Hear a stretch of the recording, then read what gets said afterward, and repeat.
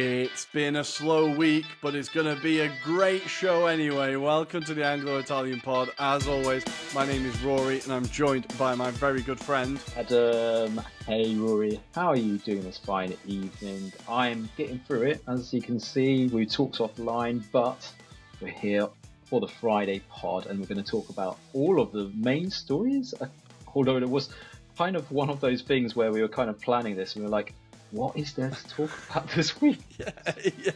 It's, there's been a lot of football thrown at us recently, and it's been non-stop, and it's about to go up again. Champions League's coming back, all that stuff. But this week has felt a bit more low-key. It's been quite nice. There's a few FA Cup replays, but I didn't personally watch them.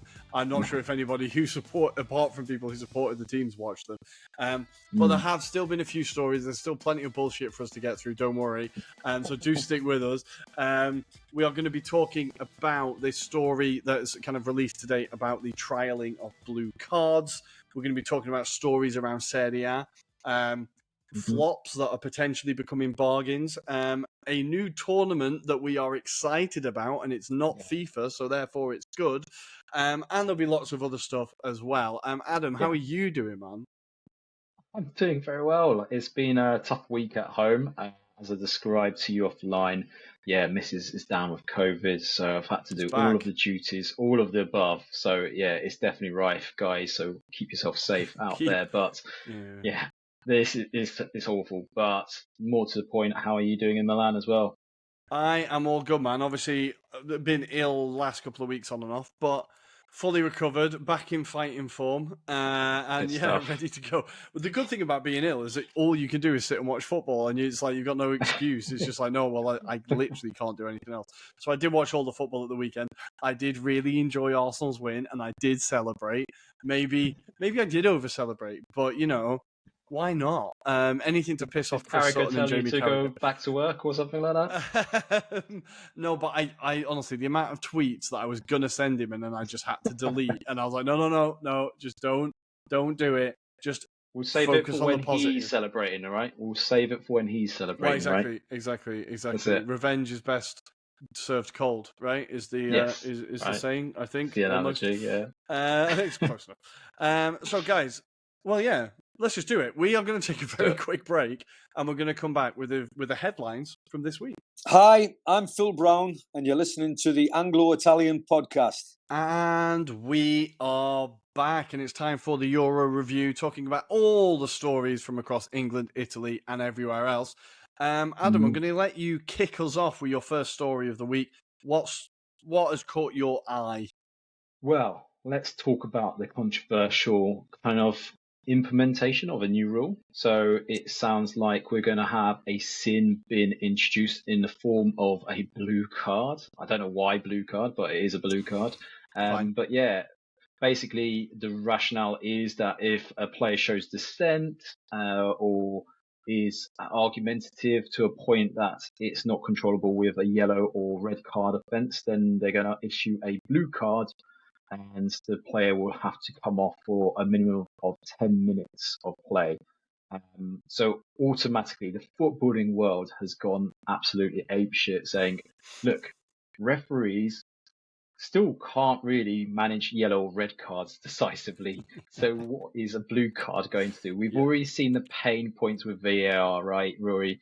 But a blue card, it sounds like very much a rugby philosophy being introduced now. I know it's being used in context of like this might divert those kind of confrontations that we sometimes see in heated matches, but I think this is a terrible move. This is an absolutely ill-thought move. What's your first initial reactions to this? Because, yeah, I think it's just going to cause more confusion, right? I think what it says to me is that abusing a referee is bad, but it's not that bad, right? What it says to me is like because referees could book players for dissent. Sure. And they could, if like the rules are that if you like verbally abuse a referee, that's a booking, right? Yeah. Because you're like disrespecting the official.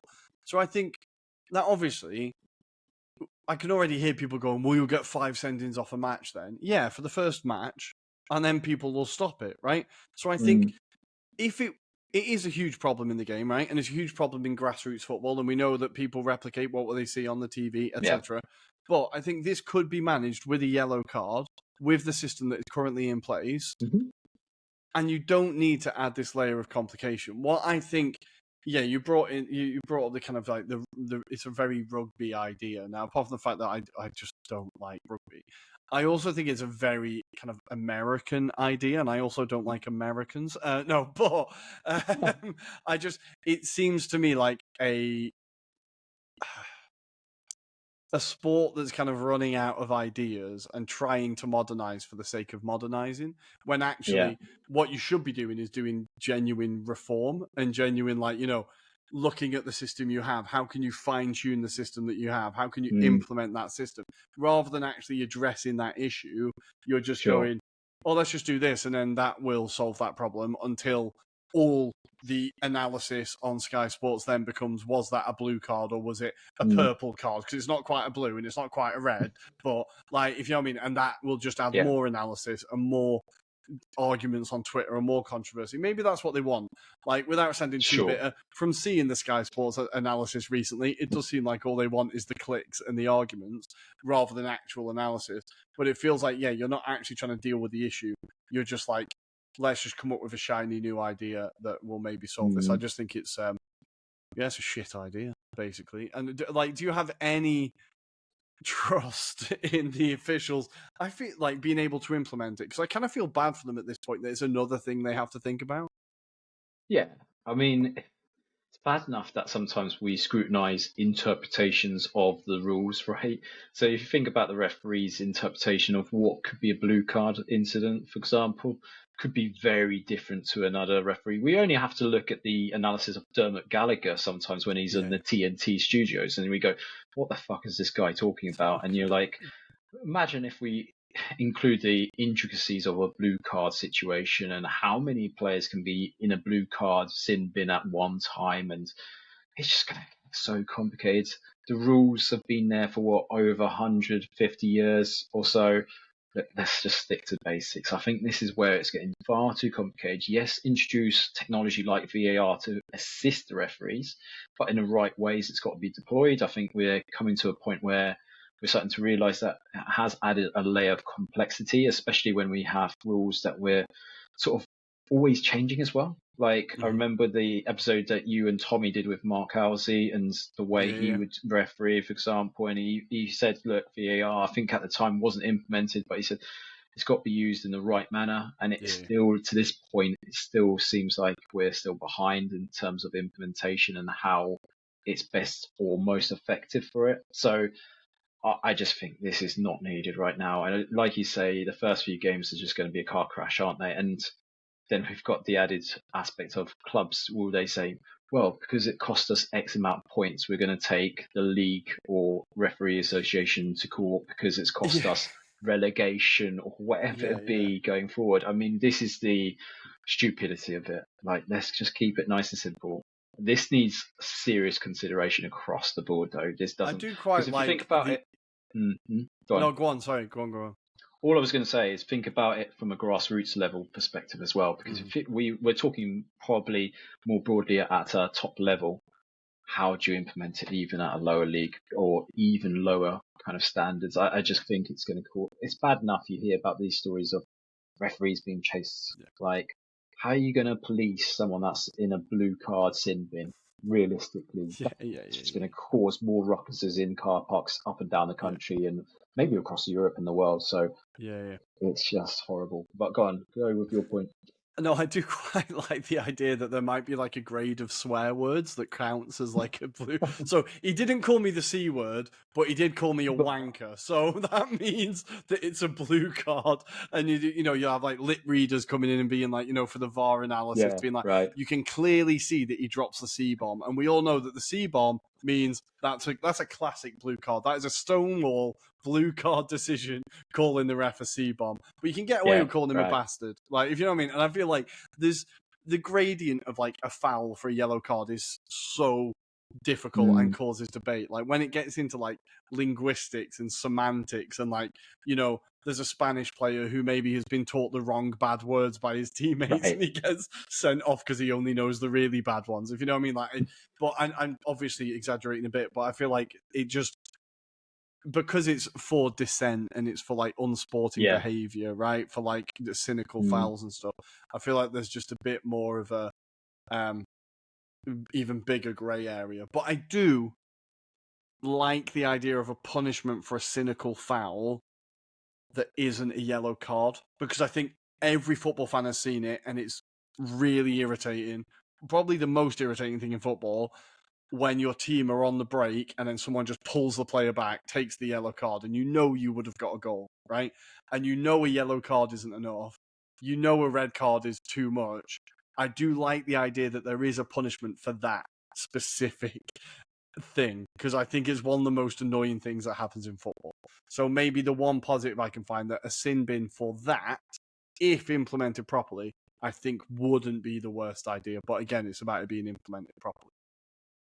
I just think this is something that Jose Mourinho would have been purring about. This is the kind of thing that he would have loved to have had, rather than have a player sent off, for example.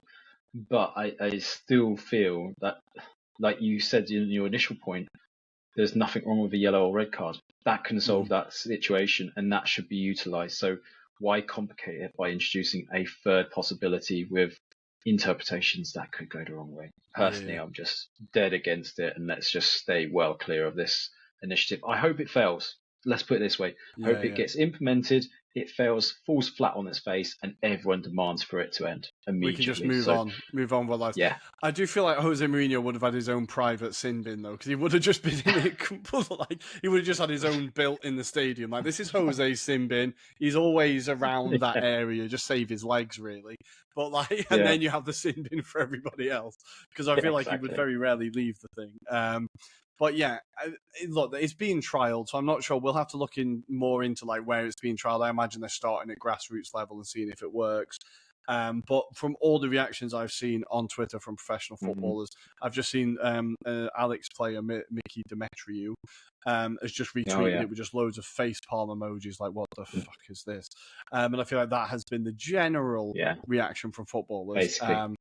And I think, like you said, they can see that there's a million issues that can come along with this. But, a lot of these ideas get trialed and they never see the light of day again, right? They try all sorts of rules in these mad tournaments and stuff. So, well, it's interesting. We will see. We just hope it never gets anywhere near professional football. Really, exactly. I think it just feels a bit cheap to me. I don't know.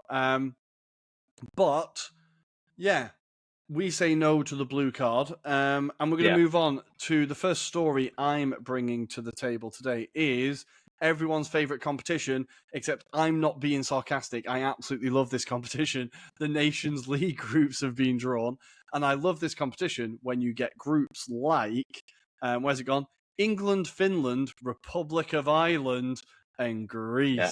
When I saw that group, I had to double check the flag wasn't the Georgian flag. I was like, oh, just double check. Don't get too excited. And I was like, oh my God, it's happening. This is going to be fantastic. It's going to be box office.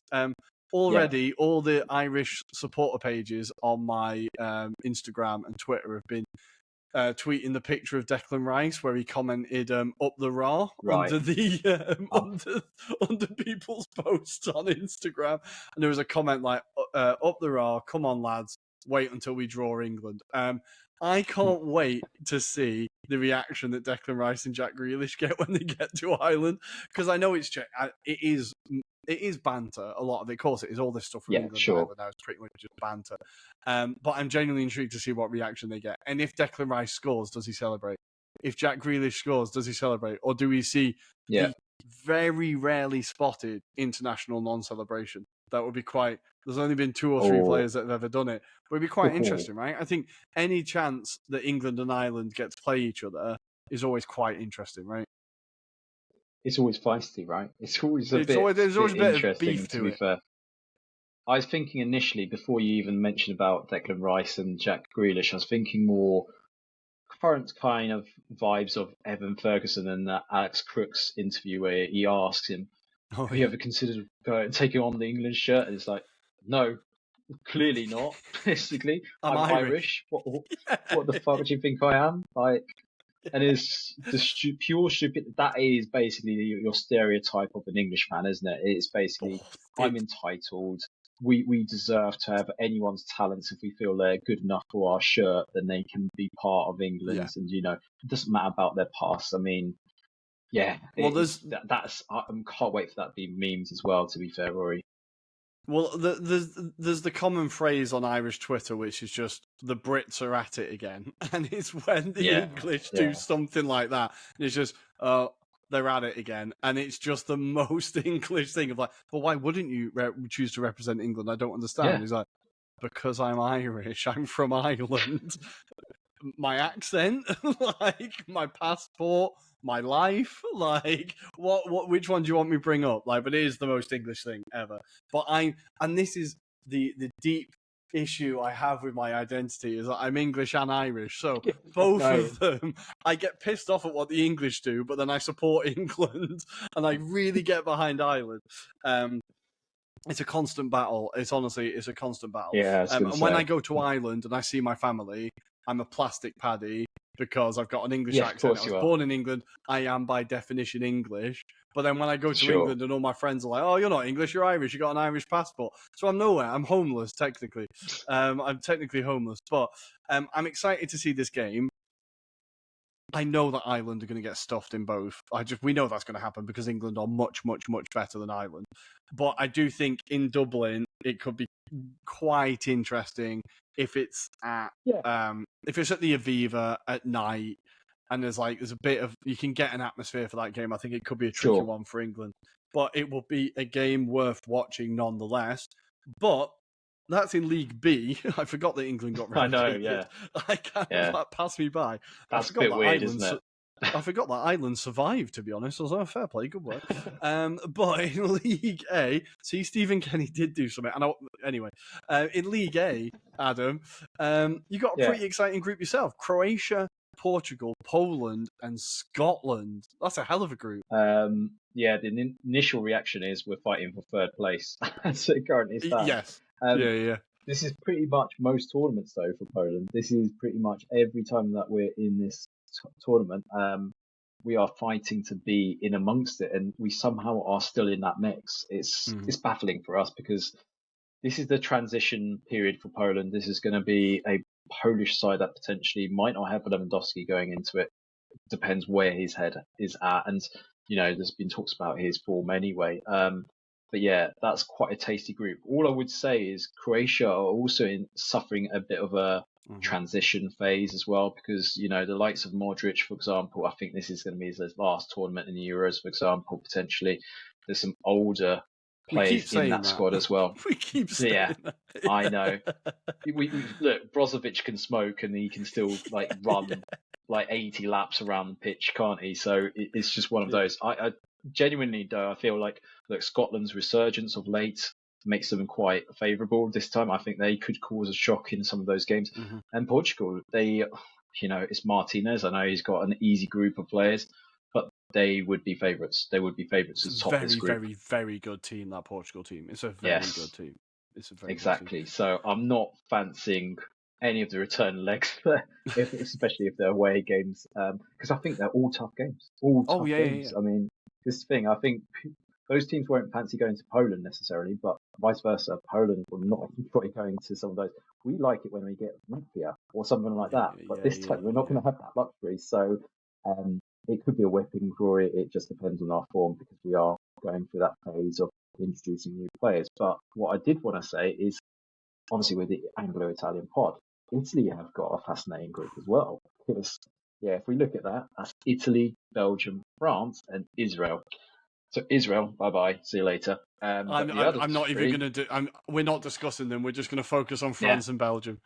Yeah, exactly. So Belgium getting better, I would say. Every time they seem to be getting stronger.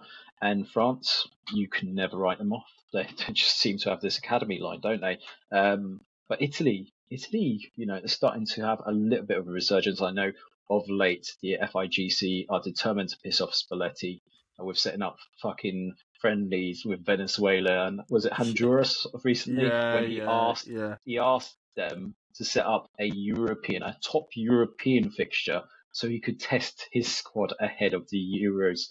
And what did they do? Fucking fly them all across the world to play fucking Venezuela and Honduras. But yeah, Rory, reactions. Italy got a tough group, right? That is a tough group. But I think Italy, we're seeing under Spalletti, he's starting to figure out who his team is. Like we said, we're starting to see the systems. Their performances have got better. Their results are getting better. I think the fact that he's bringing in players like Udogie and he's bringing in these kind of players that maybe weren't getting as many caps before, we can see that he's not afraid to test new players. And like, I think we know how great a coach he is and how open-minded he is and how like willing to experiment he is. So I think that can only be good. And like, even for a player like that we've talked about, Vicario, I wouldn't be surprised if he got a chance in goal because he sees that he's in better form than Donnarumma or whatever. So I think Spalletti was starting to see what he's trying to do and what he's building. So I think Italy could really do well here. The only issue is that they've got France, and France, for me, are the best team in the world. Their squad is ridiculous, obviously, and they're showing zero sign of slowing down. Like whichever player gets old, they're just replaced by a 19-year-old who's seemingly even better. It's kind of like one of the few things I know about rugby, but like, New Zealand, every big player I hear from New Zealand is like the world's best, and then they disappear, and then the next new best player is from New Zealand and they're 18 years old. And France just feels like that. And you're like, all right, it's just this never-ending line. And I think, and I think Deschamps is like, I'm surprised in a way that he's still there, but I think it's really good for that squad that he has been there so long now.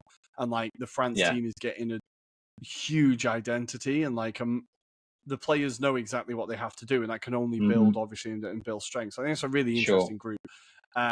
But I would expect Italy to do quite well. I would expect them to do all right. I think Belgium must have kind of flattered to deceive a little bit.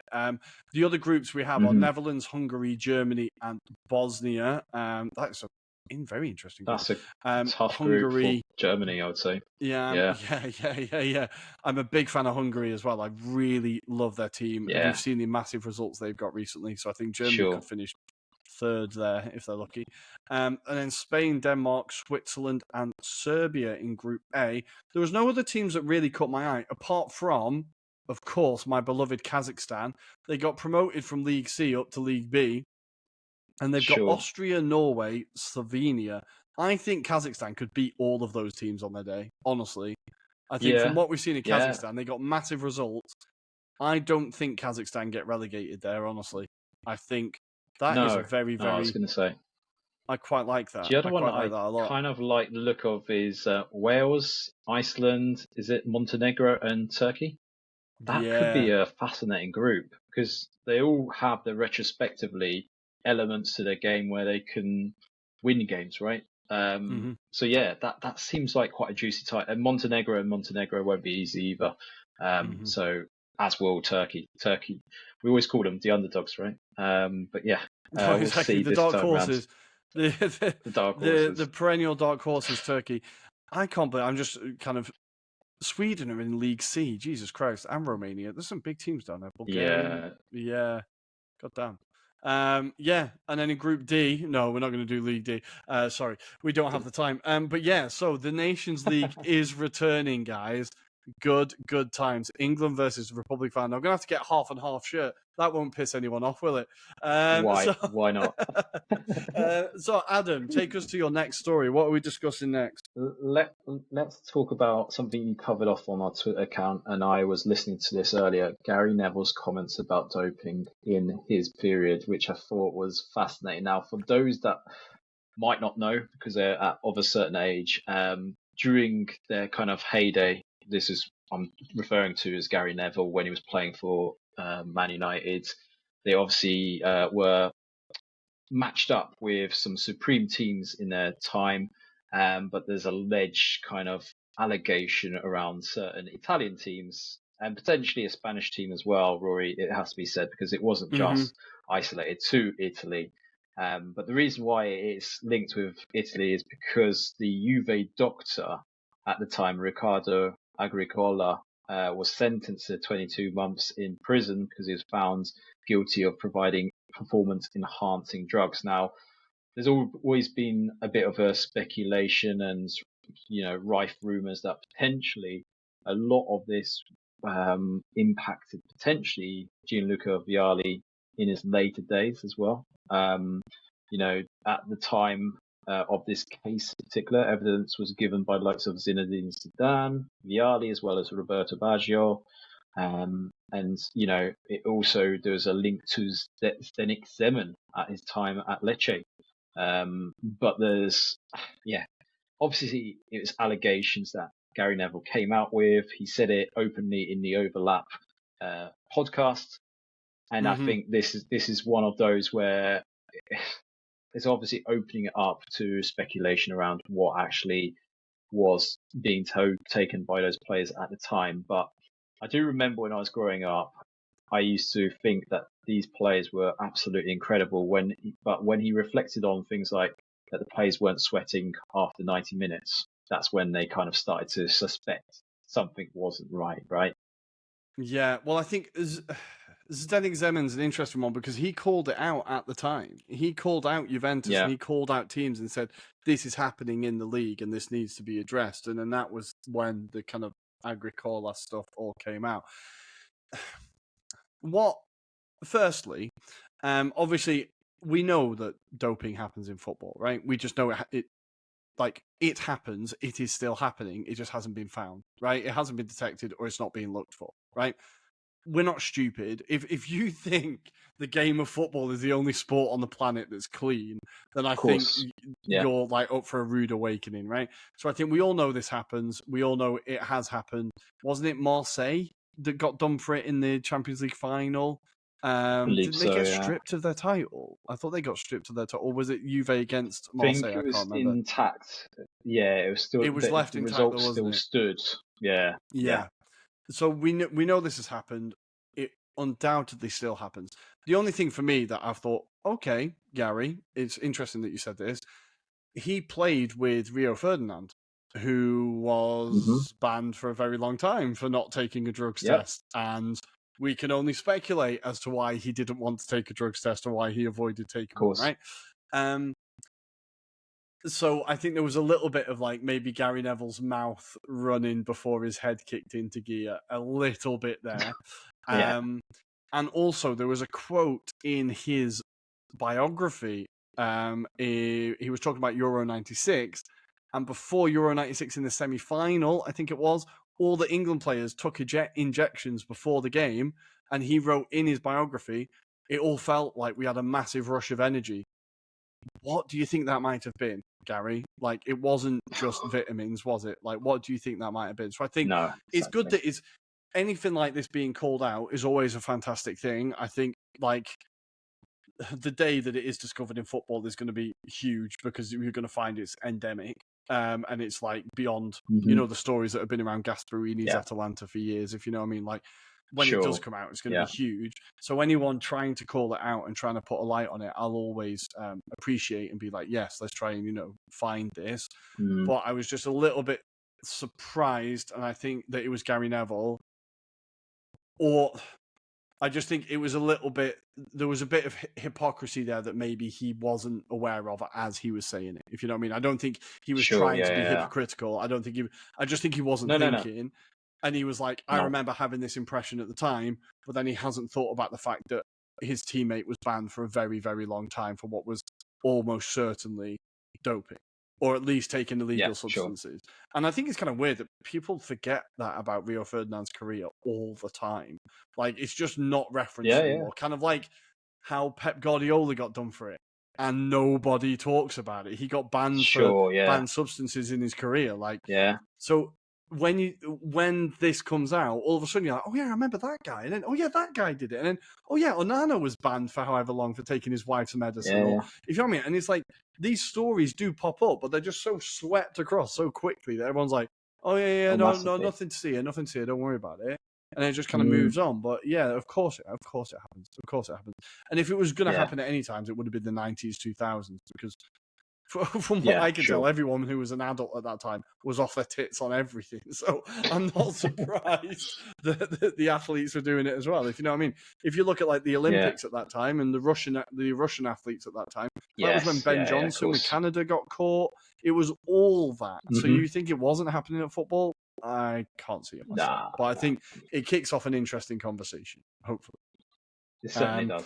What do you think it was a bit dodgy that he just pointed towards the Italian and Spanish teams? Because I've seen, well, he only said the Italian teams, but I've seen a few reactions that, I'll be honest, I expected Calcio Twitter to get a lot angrier than it did. I'll be honest. Most of them just pointed fingers at Juventus and went, yeah, it's them again. I was like, okay, fine. But do you think it was a bit bad that he just kind of singled out the Italians when it's clearly it wasn't just one country? Yeah, I mean, look, I think it was rife throughout Europe. It was just maybe that the English weren't as advanced at that stage in terms of taking performance-enhancing drugs at the time. But yeah, it does make me kind of rethink who is my actual legends. I think of that period now, potentially. Yeah. But we were naive, we were young with Rory. We kind of saw these guys as those halcyon days. Yeah. Yes, you know, those moves that they were doing. But yeah, it was Roy Keane that kind of implemented or inclined to kind of say that Barcelona or Real Madrid were a bit insane in terms of their levels because they couldn't get the ball off them. He kind of referred to it in that sense that they were just absolutely insane in terms of ability. But yeah, it wasn't just isolated to the Italian clubs. Let's be brutally honest. And I'm suspecting if you look at the top teams that were around that period, even the French teams probably were good at what they were doing. Maybe potentially Germans. I don't know. But the problem is, I think we're all talking about the past. This is the thing. It's all kind of, to an extent now, slightly cleaned up, I would say. And you're getting the fact that there's a lot more testing as well going on these days. You think about, like you've called out, Rio Ferdinand.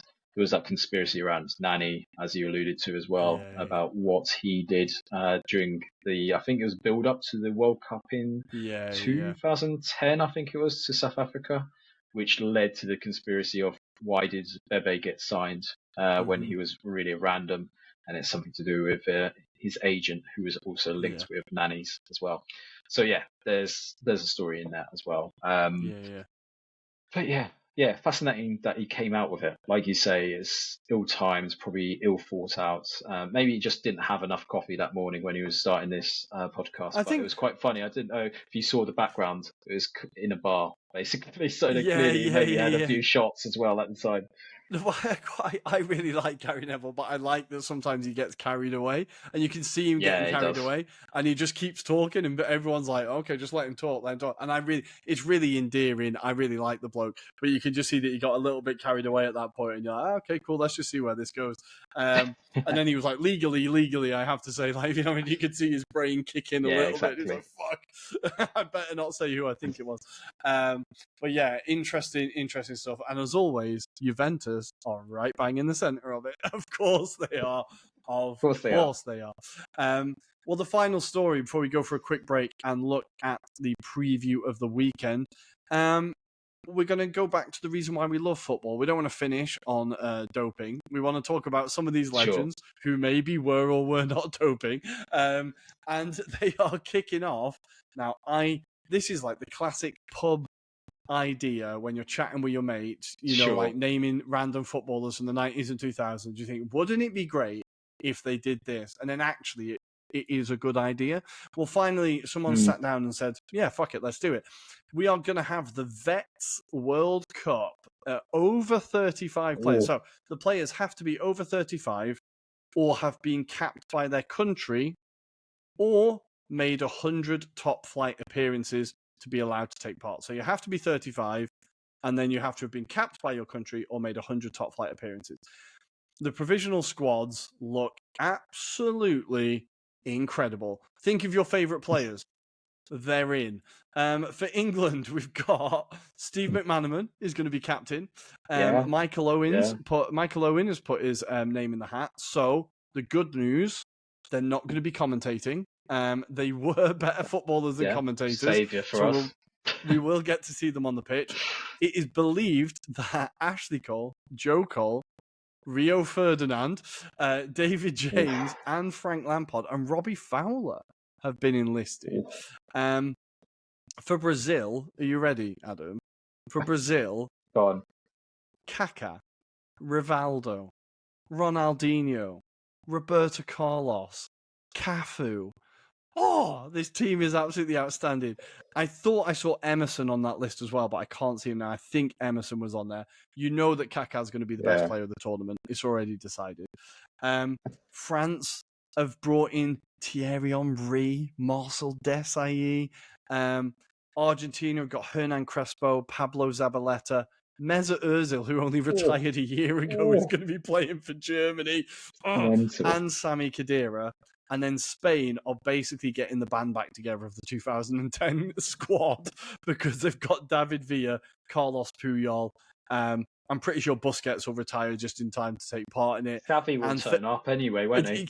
He's going to have some time on his hands. And for Italy, Francesco Totti and Fabio Cannavaro are down to play. And Diego Forlan has put his name down for Uruguay as well. Now, this tournament is going to be unbelievable. The matches are 70 minutes long because, they've not quite got the legs anymore. Can't last anymore. But just the idea of watching, because we've all seen the videos of Totti playing Calcetto in Rome where he just rocks up and scores bangers for half an hour. These players still play all the time. So I cannot wait to see, just watch Mesut Ozil play football again. Oh, God, I'm so excited. Are you excited for this tournament? Yeah, I'm absolutely buzzing for it because I remember when I was younger seeing clips of the Masters, that kind of style of footballers that were able to still kind of pull it off. I seem to remember there was this fantastic clip of, and I think it's still doing the rounds, to be fair, Rory, of Chris Waddle when he kind of finished his time at Sheffield Wednesday, I want to say it was, and he chips this delightful ball from about 50 odd yards, and it's kind of goes up, and then it kind of dips down, and it goes over the goalkeeper and in the net, and everyone just stands up and applauds it because they're like, that was insane, absolutely insane. And I can't wait for the same again. I cannot wait because, I'd love to take my little boy just to appreciate. He started to appreciate Ronaldinho. He started to, I don't know how it's happened, but he started to appreciate that area, and I was like, how is this boy learning about football already? Yes. I'm just, beautiful. And he's starting to say these classic names. So, this is going to be a beautiful tournament. I cannot wait, actually. I can't just hearing the name Ronaldinho brings a smile to my face. I just lost myself in a thought then. Well, it's going to be 11 aside. The games will last 70 minutes, as I said. The teams will be able to use roll-on substitutes to utilise their 18-man squads. That's a big squad. The quarterfinals... They probably need to rotate the substitutions quite often, to be fair. It's going to be 10 minutes on, 10 minutes off. The quarterfinals are scheduled to be played on June the 4th and June the 5th, with both semi-finals on June the 8th before the final on June the 11th. I cannot wait. I'm quite quiet with work in June, so I now know what I'm going to be doing. So that is quite exciting. Guys, over 35's World Cup. We can cover it on the pod quite easily. We'll still be doing. We're still doing. We'll still be around. Why not? Exactly. Right. Well, let's do it. Adam, is there anything else before we go for a break? No, I think there's only a few stories in Italy, but I can cover that off when we talk about previews as well. But we can leave it there and let's move on to doing some previews. Beautiful. We are going to preview the upcoming weekend right after this. Hi, I'm David Wheeler, and you're listening to the Anglo-Italian podcast. And here we are. It's time to preview the upcoming weekends in Serie A and the Premier League. And woo! They are bangers. Let's start with Serie A. And it starts on Friday night, or tonight, as you are listening. And it is the return of Davide Nicola. The whole of Serie A has been looking forward to it since he's come back and started a bit of a resurgence with Empoli. They've started to show a bit of an uptick in form. He's going to basement boys, bottom of the table forever, Salernitana, his old home, his old stomping ground. And do we think Empoli are going to get a result here? Adam, they've brought in a few players. They brought in Niang. They've brought in a few players in the transfer window. I'm expecting Empoli to get a result here, right? Salernitana, it looks like their time is finally coming to an end. What do we think? it's a bit of a struggle of late, it has to be said. They are trying their best at the moment, Rory, it seems, to attract some defenders right now. So obviously they managed to get Jerome Boateng the previous week, but now it appears this week they've upped their efforts to get free transfers through the door. Now, at the beginning of this week, it was rumored to be Mustafi, the ex-Arsenal defender, obviously linked with a free transfer move because he has no club. But today it's been seen as well, because it's not just a rumor. He's actually in Rome, I believe. He's touched down from Olympiacos. Kostas Manolos is due to sign on a free transfer for Salernitana. So I do feel they're going very defensive at the moment with all these signatures. They could do with a striker, in fairness, because they need someone to score goals as well. They can't rely on Candareva to do everything here. But yeah, I mean, this is going to be an epic match because you've got Empoli starting to pick up some form. Obviously, we jokes about Zhirkovsky scoring already 4 goals in 2 games, for example. But yeah, look, David Nicola has definitely instilled some confidence in this squad of players. They're starting to play a bit better than they have been under the likes of Paolo Zanetti, for example. And yeah, this could be a fascinating match. Equally, though, Rory, it could be an absolutely atrocious match. We're not going to put like our hats on it and say this is going to be supreme viewing. But how do you see this game going? Yeah, I might not sit and watch this game live. I don't know if I'm going to commit my Friday night to it, but I think if Salernitana lose this, I think that's them basically relegated because they're already 5 points behind Empoli, Cagliari, and Verona on 18 points.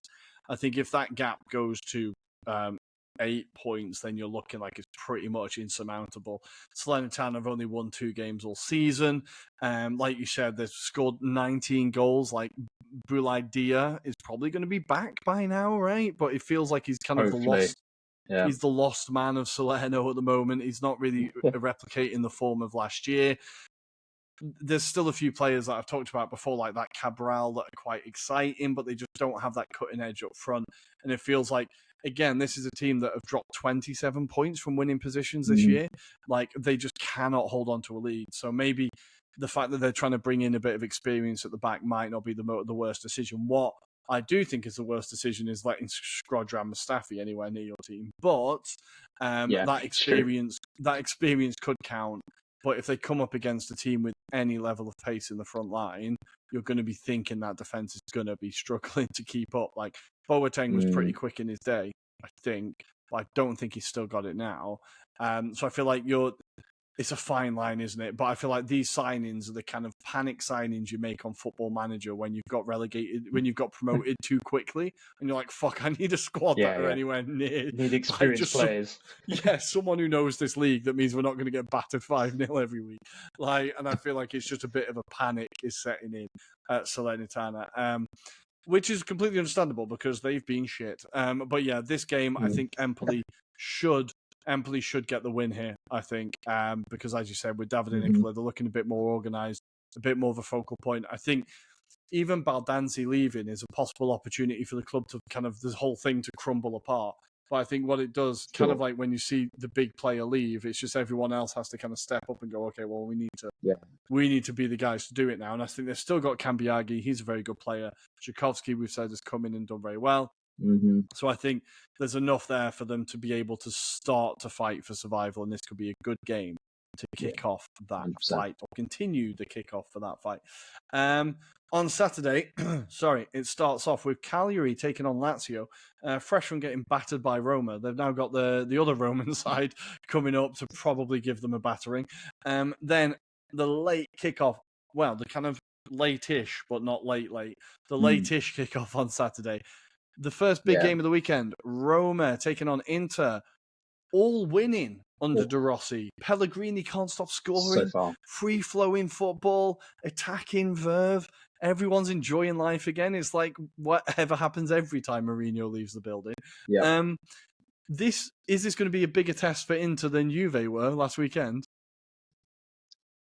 I don't know. It's going to be definitely a test for Roma and De Rossi. De Rossi in particular, I think, is going to be fascinating how he applies his tactics. I think he's had an easy ride given the opponents that they've had in the first few games that he's had.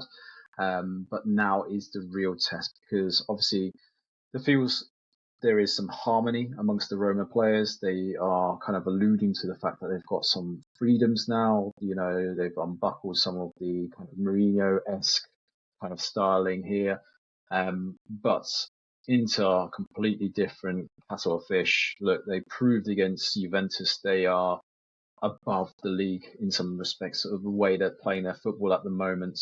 I'm not going to say this is going to be straightforward for Inter by any stretch of imagination. I think Roma will give them a bit more of a fight. However, it'll be down to the qualities of what Inter have. And I think, look, Inzaghi is a very clever manager. He knows not to go into this kind of sort of too reliant on the fact that they've done so well recently.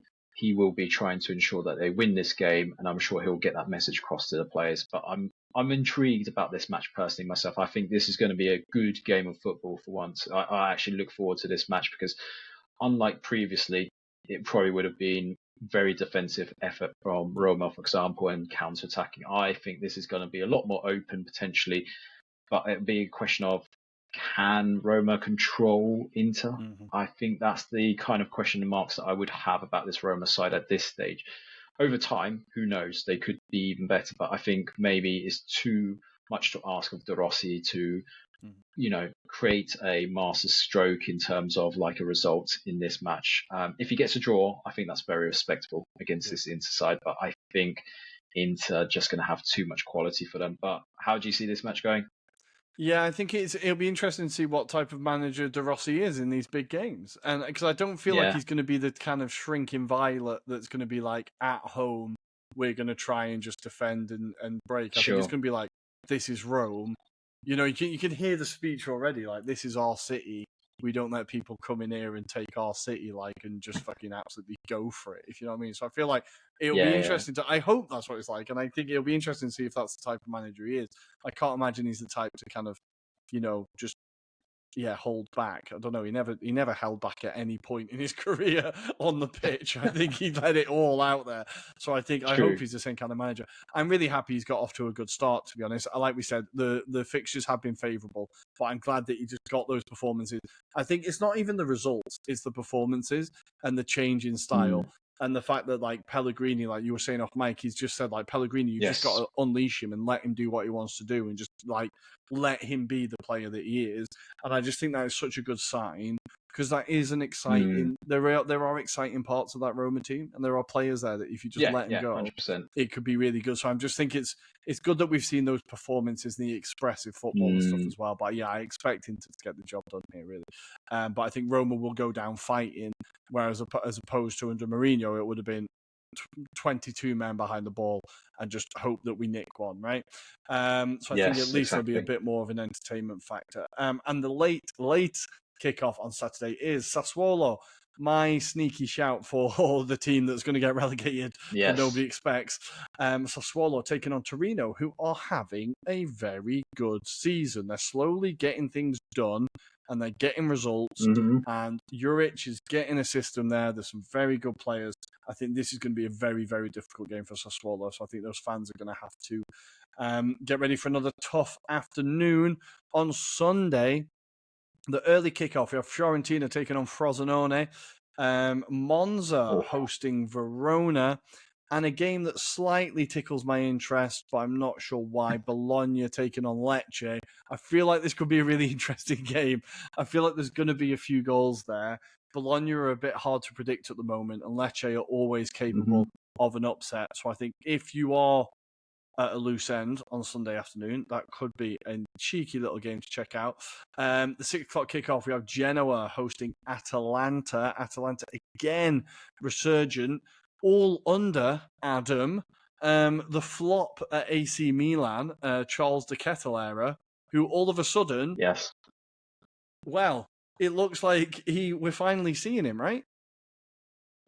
Yeah, we're starting to see this promise. I think obviously maybe it's taking a player out of that kind of hot environment where you're expected to deliver straight away. I think that is the expectation when you go to a club like Milan. And also having a coach that trusts you. I think this is the thing. Maybe Pioli wasn't really behind that signature, and it's very evident that that feels possibly, like more of a Maldini signing potentially here. But what I think we both jokes about is the very short-sighted aspect of the financial deal here potentially. So De Ketelaere, as I spoke to you offline, is now proving to be really the informed player in Europe at the moment. So since sort of Christmas onwards, he's been the player that's been the most in terms of assists and goals. He's got a clause that says that Atalanta can activate this, by the way, 22 million just to purchase him.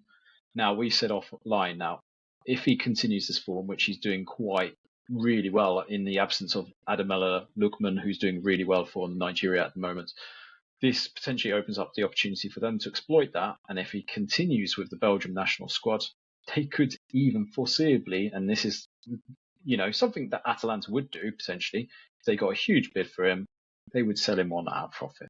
Yeah. So Atalanta's scheme of, getting these products of players at a really low fee and then selling them at a profit, I think continues to be there. But De Ketelaere, he's enjoying that environment. He's still, I can't work out his position, Rory. I can't work it out because the way he plays sometimes, he's not necessarily a striker, is he?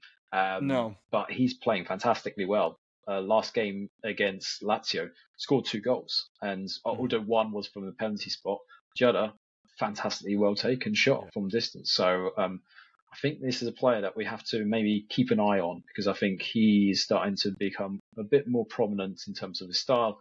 It's just finding a way to play him. That's the thing. I think Gasperini is starting to work with him a lot more, and that's where we're starting to see the fruits of that labour. And Gasperini is just a phenomenal coach when it comes to these kind of times, isn't he, Rory? He is incredible.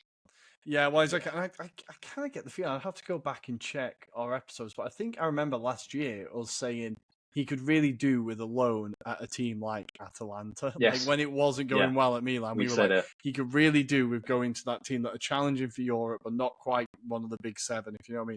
But and I think it's just been a really fantastic move for him, obviously, and it's great to see because I think obviously when a player becomes a meme, it's never really nice to see. But I knew that he was like an exciting player, and I was like, I really hope you get your career. He's still so young, but I was like, I really hope you get your career back on track, and it feels like that's kind of happening. So yeah, more strength to him, more strength to Atalanta as well. They're having a very good season. I think they could get another positive result at Genoa here.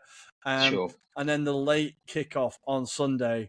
Woo! It's a biggie. We've got Milan taking on Napoli. Now, Napoli with some fantastic business in January.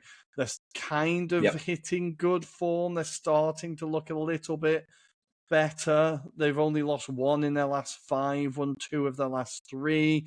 They are 3 points behind Roma in 5th, 4 points behind Atalanta in 4th. Milan, we know, are massively, even though they've won 4 of their last 5, their form still kind of surprises me. I feel like they've been less consistent than they have. So weird. Is that just their performances? Are they? Should we be giving them more credit that they're grinding results out? Because I feel like they're not as good as those results show us. Yeah, I think there's something in between, right? I think if you look at the way that they're playing games, you think that actually it's a bit deceptive the way that they are in the table at the moment. However, I think that shows a lot of character about that squad as well, because they are able to grind out those results. And I think in amongst that, then you've also got the fact that Rafael Leao has indicated that this is probably going to be his last season at Milan. He wants to force a move out.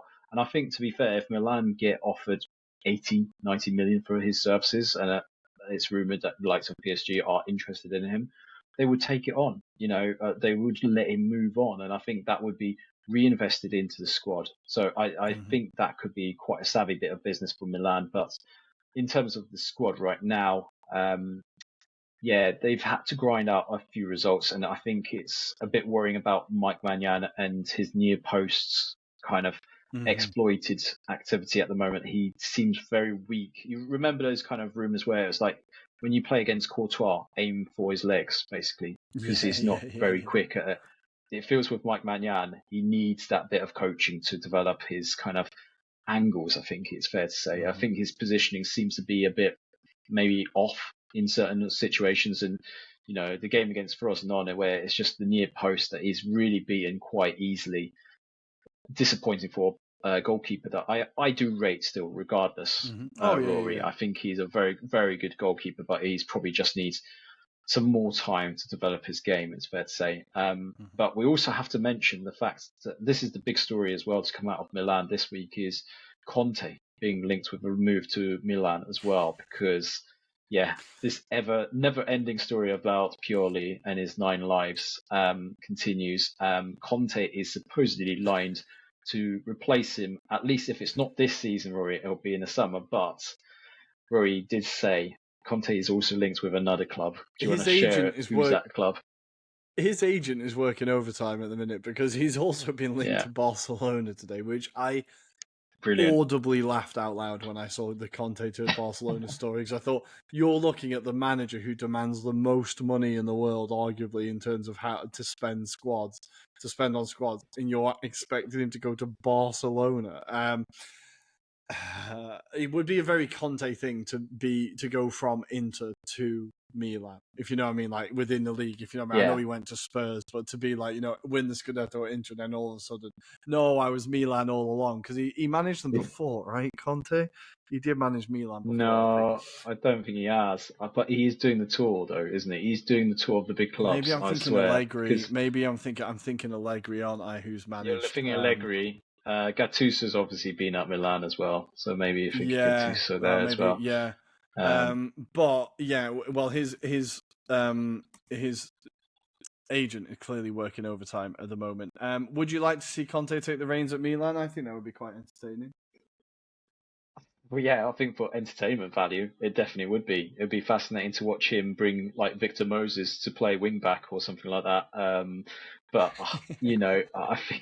I think generally it would be quite enduring for the Milan faithful. I think they've got something that they can get behind. I think they want someone that's a bit more passionate on that sideline. Do they want an Inter-man, though? Do they want an Inter-man? Someone who won the Scudetto with Inter? They all forgive him if he wins a title. If he wins something for them, they will not care about the fact that he won something for Inter. Don't forget, I think his relationship with Inter wasn't particularly that strengthened. It wasn't, even after they won the Scudetto, there was still that kind of animosity that he's a Juventini. He's a Juventus man, really. Yeah. So ultimately, I don't think it will bother them too much. I mean, look, there's always been crossovers in certain players, for example.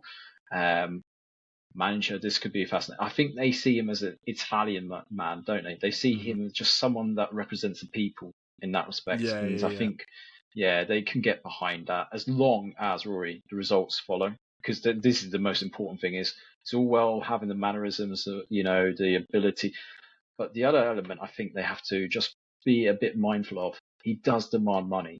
If things don't go his way, he wants a transfer war chest, doesn't he? I don't know if Cardinale will get behind that necessarily. So this is where it's fascinating. We'll see what happens with this story, but Conte to Milan, I could see it happening. It's intriguing. But for the game, I do have to say, Milan are conceding a lot of goals at the minute. Their games, they beat Frosinone 3-2. They drew 2-2 with Bologna. Yes. They won 3-2 against Udinese, and they won 3-1 against Roma. So they're conceding and scoring a lot of goals. Whereas Napoli, a lot of their games at the minute have got a lot of zeros. So they drew, they beat Verona 2-1, but they drew 0-0 with Lazio, and they lost 1-0 to Inter. Their goals a little bit harder to come by for Napoli, but I think this game we could see a lot of goals. We've seen Kvaratskhelia, of course, scoring again against Verona. I think this is a game where it could be properly entertaining. So I'm excited about that. A lovely way to spend your Sunday evening. And the final game in Serie A on Monday is Juventus taking on Udinese, which of course will be a draw. So let's move on to the Premier League. And there's a few big games in the Premier League this year, but remember, guys, no celebrating. We have Man City taking on Everton on the early kickoff on Saturday. That's going to be a fairly routine win for Man City, I imagine. The first of the 3 o'clock kickoffs, we have Wolves taking on Brentford, Fulham taking on Bournemouth, which is an intriguing one, Tottenham hosting Brighton, a very exciting one. Yeah. Are we concerned about Brighton? Their form is pretty terrible. Their win against Palace, because let's face it, everybody's beating Palace, was their first win in 4 games in the Premier League. Are we a little bit concerned about Brighton? I'm not concerned about Brighton as such, although I think there was some comments by De Zerbi after the window that kind of made me kind of question whether his future is at Brighton, because he mentioned that, look, we've sold 2 world-class midfielders, but we haven't replaced them. Yeah. And that kind of insinuated to me that he wasn't happy with the transfer strategy down there. We know about Brighton's strategy. They don't want to spend huge amounts. They want to unearth these gems. I feel it's a bit weird that we haven't seen Jakub Moder come back into the fold just yet. He is back from injury, so by all accounts, he's still training. And that's the question in Poland, for example, is when's he going to be appearing? Because we know what a good play can be. I think Brighton are taking their time because of the injury that he had, so that could be playing a part. But yeah, I think De Zerbi, there's a bit of unease at the moment around maybe behind the scenes. But that said, look, I think what they've achieved this season is been still amazing when you look at it. They're still in Europe right now. They haven't got a huge squad, and they're still battling in the top half of the table. Personally, I think that's a real good achievement. I think most Brighton fans expected them to be bottom half, but still competing in Europe. So I'm not concerned. This could be an interesting match, though, because philosophy-wise, very similar. So it could be like a really end-to-end game of football. I cannot wait, actually, from a goal perspective, how many goals we will see in this match. So yeah, I think it could be like a bit of a mad 4-3 or something, if you know what I mean. There's going to be plenty of goals in this one. But Tottenham do have a very good record against Brighton at home. They've won 6 of the last 7 home games against Brighton, with the exception being a 1-0 loss in April 2022. So, yeah, Tottenham a very good record against Brighton. But, of course, we're hoping the Seagulls get a result there. Sorry, Ben. At the same time, a huge game as Luton host Sheffield United in a 3:00 kickoff. Luton, free-flowing, Brazilian football playing Luton, fresh from scoring 8 goals in 2 games, coming up against Sheffield United, who have conceded the most goals in the Premier League. I'm just going to double-check that. By some distance. Jesus Christ, 59 goals. That is rough reading. How many do we think Luton are going to get this game? Because I think this is going to be a good old-fashioned paddling. Yeah, this could be quite tragic for Sheffield United, especially the comments that, Chris Wilder's coming out with. It feels like he's going on the defensive right now, trying to really kind of evoke this kind of where everyone's against Sheffield United. You saw those comments at Crystal Palace where he insinuated that referees had kind of said that every decision was going to go against them, for example. That was mind baffling. I know. That is you are basically saying that it's corrupt, right? You're saying referees are being corrupt. And I'm sure that is basically a fine, if not a suspension of some sort, right? It blows my mind. Arteta got fucking fined for saying disgracia, right? For saying it's a disgrace. Yeah. Can you remember the furore that happened about that, right? Because he said it's a disgrace. I know. This guy has said, a Premier League official told me that you're not going to get any decisions today. And nothing's been said about it. It's insane. When I saw that comment, I was like, I can't believe, and then he said something even more mental when he was on about the referee eating a sandwich was disrespectful or whatever it was. That's what I think what happened. It got swiped under the carpet because of that comment alone. Because everything was lost in context. Because it's all about this official eating a fucking sandwich, when he turned up and he thought it was disrespectful. I mean, Jesus Christ. Where was the shred of evidence where he came out with it as well? Go on, carry on. My favourite bit about the sandwich thing as well is it's so David Brent. Do you remember the quote in The Office where he's like, "Oh, that's David Brent. I'll have to remember to thank him one day." But he was like, after the sandwich thing, he was like, well, but he'll have to. He'll be able to turn around and say, I ate a sandwich in front of a Premier League manager. I was like, you are such a prick. Like, such a prick. Yeah, he's having a full-on meltdown, isn't he? A full-on meltdown. Yeah. So that'll be worth watching, regardless of what result this is. I feel like Chris Wilder's going to be box office afterwards, but I do also feel like Luton Town are going to absolutely run away with this one. Loving Ross Barkley's resurgence, loving Ogbene, loving Rob Edwards. Yeah. My God, he's a good-looking man. Loving everything about what is happening at Luton. So good times. And the last of the 3 o'clock kickoffs, Liverpool taking on Burnley. That's another battering. And the late... Adam, guess who's playing at 5:30 on a Saturday? Is it Newcastle? How do you do it? How do you do it, Adam? How do you do it? I'm going to add them all up by the end of the year. But in the Newcastle United slot is Nottingham Forest taking on Newcastle United at 5:30 on a Saturday, as Sky Sports continue to force us to watch Newcastle United until we just become numb to them, because I don't know if any of us are ever going to like them. But Nottingham Forest, I feel like Forest could get something here. Newcastle are really hard to predict at the moment, really inconsistent. Obviously, the Luton game, scoring lots of goals, but that's a game heading into that at home. You'd be expecting Newcastle to win.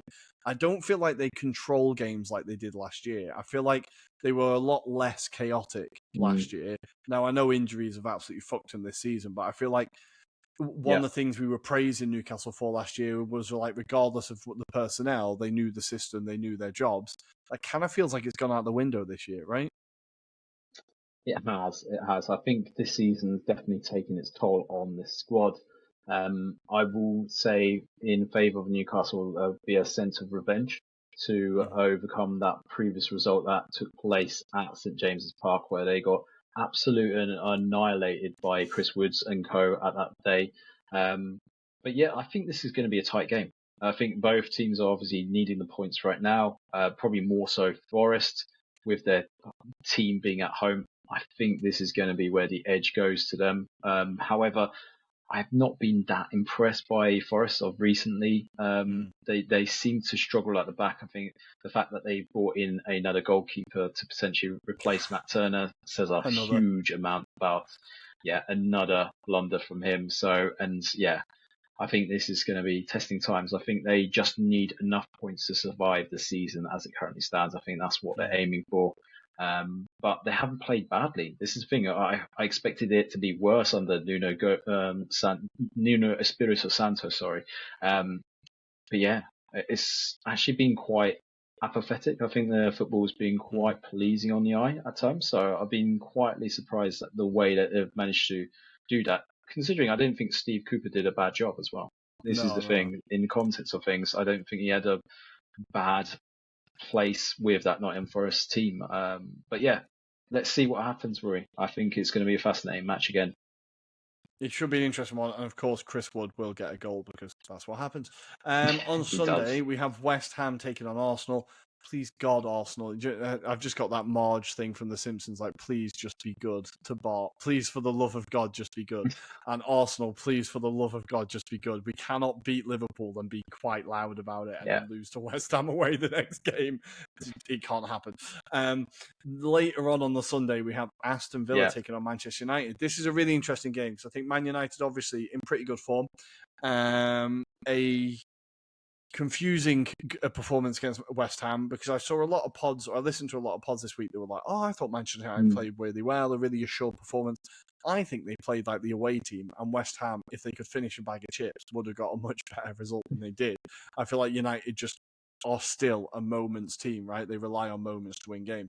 This is a big test for United, because Villa, obviously their form is up and down at the moment. Awful result and performance against Chelsea in the Cup. How do you feel about United going into this? I think if United have taken a step and are getting better, they turn up to an out-of-form Villa and get a result here, right? Potentially, yeah. I mean, the form kind of dictates that they're doing quite well at the moment, unbeaten in the last 5. It'll be fascinating to see if they can do this against opponents like Aston Villa. Like you say, Aston Villa, very disappointing midweek against Chelsea in the FA Cup as well.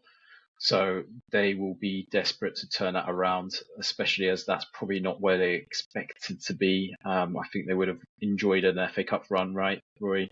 But yeah, Villa have been disappointing of late, it has to be said. And I don't know if the fluidity has just kind of gone out of their game more recently, because the way they're playing, they're not the same exciting Villa that we saw back in sort of November, October period, where they seem to be dominating games, but they don't seem to be having that same rhythm. So I'm sure Unai Emery will be desperate to turn that around. Yeah, I think this has got a draw written all over it, personally. I think this will be a point of shared, personally. But it wouldn't surprise me if, like you say, Man United play like a typical away side and counter-attack on the break. So we'll see. But I think Villa will kind of show up in this match. I expect them to show a bit more pride than they have done in the last few. That's for sure. Yeah, they are due a performance, aren't they? And then finally, on Monday, the battle of the unhappy managers as Crystal Palace host Chelsea.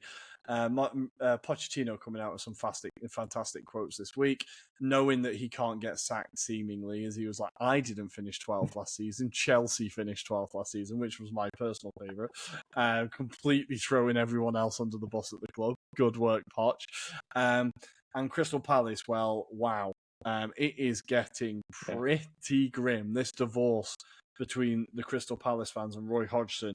I really didn't want it to end like this. I really didn't want Roy to go out like this. But he's not helping himself. The substitution with Michael Elise made zero sense. Throwing his medical staff under the bus makes no sense. Constantly calling out the players for subpar performances and calling them out as well, I think makes no sense. It's a man who's just at the end of his wit here. And I think this has got Conor Gallagher getting his first goal of the season written all over it, right? Well, technically he's second if you include the FA Cup game that he scored midweek. But yes, I think this could be one that Chelsea win quite handsomely. The way that, Palace are playing at the moment, they're going to miss Elise now for 2 months. That was part of their goals, contribution as well as scored, gone now from just that decision alone. I think that cost them the season potentially. Yeah. That decision alone could cost them the season. I'm surprised Steve Parish has stayed so loyal. Personally, I think he needs to make the move now. I think if they do lose quite badly, I think he's got no choice but to sack Hodgson, and that'll be. You have to feel sorry for Roy. He shouldn't be there. I don't think he should be back in managing. I thought he came back, did his duties, let him go in the summer. That's what they should have done. But Steve Parish has different ideas. I think it's more sustainability piece for him, and he knows Roy. He knows he can get results, but I think this is a step too far. I think they should have gone back to an innovative manager that they could have trusted and instilled by now. There was rumours in the January transfer window that they were potentially talking to the likes of Steve Cooper, for example, and Graham Potter. Both of those would have been suitable for this role right now. It wouldn't surprise me if they try for either of those if they do lose on this match. But Pochettino does make you laugh. It's just fantastic, isn't it? God, the whole story of they can't afford to sack him and Enzo Fernandez. Oh God, it's beautiful. All the Chelsea fans were sharing the footage of him with his shirt to the crowd, going like, pointing to the ground and like, I'm staying. Chelsea fans, I've got really bad news for you. He did the same things at Benfica. Just shortly before he joined Chelsea. Just before. Just before he joined you, he did the same thing at Benfica. But I do like the idea that before that game, his agent had to explain to him just exactly how long 8 years is and how locked into his contract he is, because nobody's paying 120 million for you now, mate. I'll tell you that. You're not getting that offer coming through the door. But yeah, I think Chelsea should get a fairly handsome win here. So guys, that is the weekend. We're going to leave it there, and we're going to come back with, of course, the I'll give it another go, with the Tiki Taka Toe quiz. We will see you there soon. My name is Massimo Morales, and you are listening to Anglo-Italian podcast. And here we are. Welcome to the Tiki Taka Toe quiz, and it is, of course, me taking on Adam. and we have opted for. We flipped a coin. We haven't opted for. Let's not ruin the image. We flipped a coin, and it came out Premier League. So, for the people who are listening to the pod and don't have the gift of sight, along the top line we have Germany, Manchester United, and Belgium, and along the side we have Nottingham Forest, Tottenham, and Everton. And as I've read them out, I've just realised how tricky this is. So, right, Adam, I'm going to let you go first. Which square would you like to kick us off with? Yeah. Can I go with Man United and Everton? I'm going to go with Man United, Everton. Yeah, Romelu Lukaku. Lukaku. Romelu. There we go. Romelu Lukaku. Nice. I'm going to kick us off with Manchester United and Tottenham, and I'm going to go Berbatov. Not Berbatov, Berbatov. There he is. There he is. Dimmy. What a player. Right. I'm going to go with Everton and Belgium, and I go Marion Fellaini. Fellaini. There it is. Nice, Marion Fellaini. So I'm going to have to block you off. German and Everton, which is very tricky. German and Everton. Not to put more pressure on you, Rory, but I already one, have one in my head. Yeah. German and Everton. Everton, German. Oh, wait. Am I going mad? Am I going to look really stupid if I put this down? I had an image of Shkodran Mustafi in an Everton shirt, but I don't know if I've just imagined that.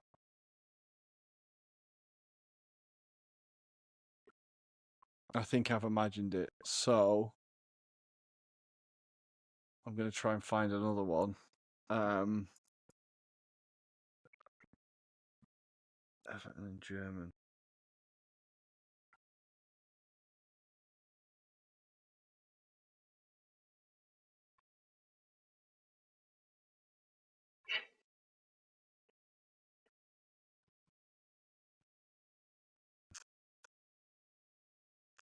There's probably someone really obvious as well, but I'm just thinking the German national team. But I don't know if it's a German who played for Everton, if they would have made it into the national team. Sorry, Everton fans, but I'm just going to have to try Mustafi because I don't know why that's coming to my head. Mate, you're correct. Oh! Don't even have to say it. Do you know the other one I was going to go for was Thomas Hitzelsberger, because he had a little spell there as well. Hitzelsberger. So oh my god, I'm so glad I didn't go So mad with Mustafi. Right, that's fine. I'm going to block you, therefore. Belgium and Nottingham Forest and Divock Origi. God damn it. Divock Origi. So I'm going to have to go Belgium and Tottenham, and I'm going to go Vertonghen. Yeah. They've had a lot of Belgians, haven't they? Yeah, there was a few to pick from, eh? I was going to go Nasser Chadli, for example, if you want to go old school. Was it Van Bommel or Van Blondel? Van Blondel. Yeah. Alderweireld, was he Belgian? Yeah. Yes, he was. Yeah. Anyway, Germany and Tottenham to block you, Jurgen Klinsmann. One N, wasn't it? Yeah. Yeah, there you go. Clinsy. Oh God, I think we're gonna have a draw, Adam. So I'm gonna go Man United and Forest. Am I going Man United Forest? Roy Keane. Ooh.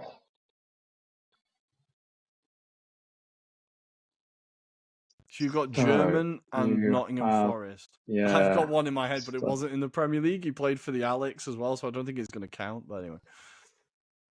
Yeah, I'm just trying to think now, because there's a few that have played in Germany and played for Nottingham Forest, and I'm trying to work out if they were German nationals. There was a young player that they got back in the day, and I'm trying to think of his name. He was from the Bayern Munich Youth Academy that they bought as well, but I don't know if it will count. That's the thing. Nottingham Forest and Germany.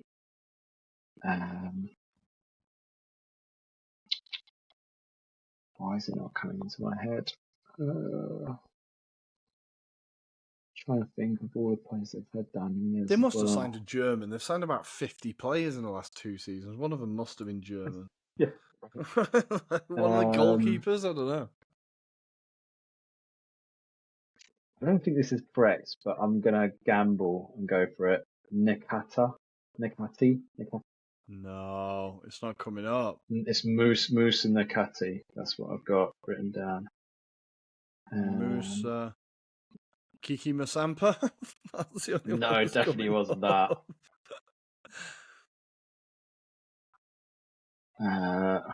Right. Trying to think then. That's it. That's his name. Try this. Felix Bastians. There he is. Felix Bastians. He's the one I was thinking from. Well, yes. I think you win because you got 5 squares and I got 4. What does it say? Does it say? I think it's still a draw though. Technically, looking at the top, I think it says 0-0. 0-0. Well, I'll tell you what, guys. Any American listeners are going to friggin' hate this, all that, and it's a draw. Well, guys, thank you very much for joining us for the show. It's been a pleasure, as always. You can find us on Twitter at Italian Anglo Pod, on Instagram at Anglo-Italian Pod, and on TikTok and YouTube at Anglo-Italian Pod. Make sure to give us a follow, a like, hit and subscribe, all those things.